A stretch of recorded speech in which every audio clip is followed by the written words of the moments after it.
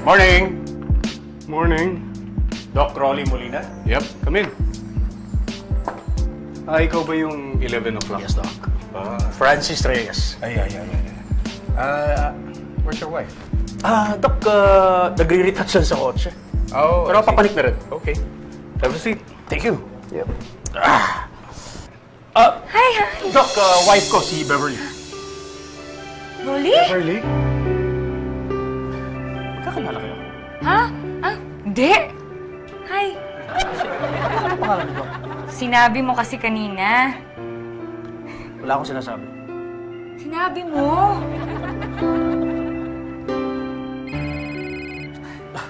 Doc, excuse me, I have to get this. Hello.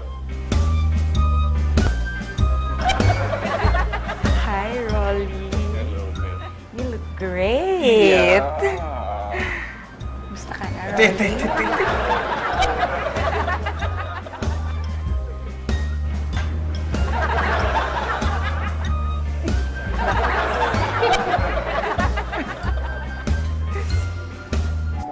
Bakit naman hindi mo sinabi dun sa husband mo na magkakilala na tayo dati pa?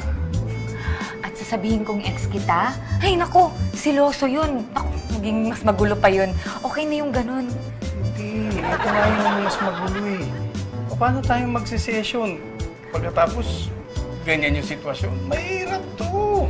Hello, mas mahirap naman yung alam niya na ex kita, no? Habang nagsisession tayo. Okay na yun, hayaan mo na yun. Anyway, kamusta ka na? Okay naman ako. Ba't di ka maupo? Okay naman ako. Masaya naman ako. May asawa na ako. Meron kaming isang daughter. Okay, smooth sailing lahat. Great! Ako, baka naman pag may free time ka, baka pwede tayong lumabas, usap-usap, kain-kain. Kain lang. Yeah, oo. Sige, check ko lang sa planner ko. Okay. Mukhang importante yan, nilalagay mo pa sa planner mo. Diggs. Oh, si Beverly, wife nung client ko. Si Digna, wife ko. Hi. Nice meeting you. Ex ako ni Rolly. Kaya pala nasa planner ka din.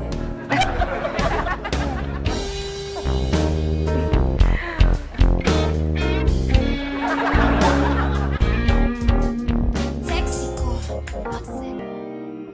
Toots, kumain ka ng marami ha. Para lumakas ang katawan mo. Para ready ka sa laban natin bukas. Oo naman, syempre, Diggs. Oh. Toots, sexy ba ako? Sexy, syempre. Yung ex mo, sexy ba? Wala yun. Ano ko ba naman? Pambihira. Kasi nag-aalala ko. Kasi baka nakalimutan mo na yung schedule natin kasi dumating yung ex mo. Pagkatapos nilagay mo pa sa planner mo. Wala yun, Diggs. Ano ko ba naman? Trabaho lang yun. Talaga? Hmm. Oh, thank you, Toots. Akalain mo. Itong mga nakaraang araw, ang tawag ko sa mangyari bukas. Coming soon. Ngayon, pwede ko na siyang tawaging opens tomorrow. Na? Ikaw talaga, Diggs. Alam mo, ginawa mo pa talaga siyang pelikula. Pero kung sakasakali naman na pelikula nga yan, ano naman ang magiging title nito? Ano ka ba? Oh. Siyempre, Legs. Opens tomorrow, eh. Good morning! Good morning, anak. Good morning, Mami. Let's eat. Oh, kain na, kain na.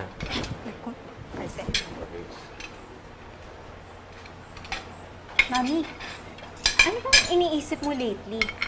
Bakit? Kasi parang, di naman yung niluluto mo, parang di naman nagmamatch. Kung ano-ano na lang. Ano bang hindi match? Match na match. Oh, itlog kong talong. Itlog kong hotdog. Itlog kong pepino. Itlog kong okra. Itlog kong sausage. Kailangan itlog kong banana eh. Kaya ikaw, Toots, i-ready mo na yung itlog mo. Ha? Yung itlog mo, i-ready mo na dyan sa plato mo at nang makakain ka na, Ano ba? Hindi ba't nagmamadali tayo? Anong oras na? Pansin ko parang puro pahaba yung mga... Bakit? Ano bang iniisip mo? Oo nga eh.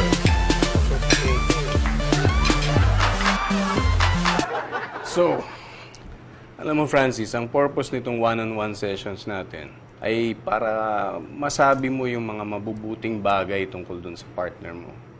And then pagdating naman niya, siya naman ang tatanungin ko. Pwede bang sabihin ko na muna yung mga reklamo ko sa kanya? Hindi pa pwede yun, Francis. Yun nga ang purpose nitong session na to eh. Para makita mo at masabi mo yung mga mabubuting bagay tungkol dun sa partner mo. Okay. Sa nakita ko kay Beverly, willing pa rin naman siyang ayusan yung relationship namin. Tingin ko, mahal pa rin naman niya ako eh. That's good. Handa niyang gawin lahat para magkaayos kami. Great.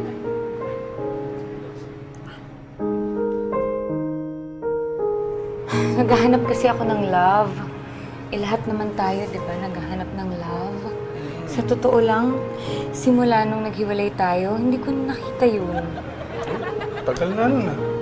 Oo nga, kaya nga, inaalis ko na sa isip ko yun. Pero, ewan ko ba? Pinakasalan ko na nga si Francis. Dahil, in fairness, mabait naman siya. Tsaka alam mo, dati, maayos siya magdamit. Nagsusuot siya ng slacks, nagsusuot siya ng long sleeves. Parang ikaw. Pagkatapos, ano nangyari? Ewan ko ba? Nung nag-opisina siya, ganun pa rin. Pero simula nung nag-business siya ng auto repair shop, ay nako, palagi nagsusuot ng maduduming t-shirt, punit-punit na pantalon. Ewan ko, ang dumi-dumi. Ah, ganun ba? Oo. Ay, sus, kaya naman pala eh. Ikaw, kamusta naman yung married life mo? Baka naman, hindi ka masaya. Ay, masaya ako. Happy-happy nga ako. Happy-happy. Kasi kung hindi ka masaya, Oh. kayang-kaya kitang pasayahin. Masaya naman kami ng asawa ko. Happy-happy ako. Don't worry, I'm okay.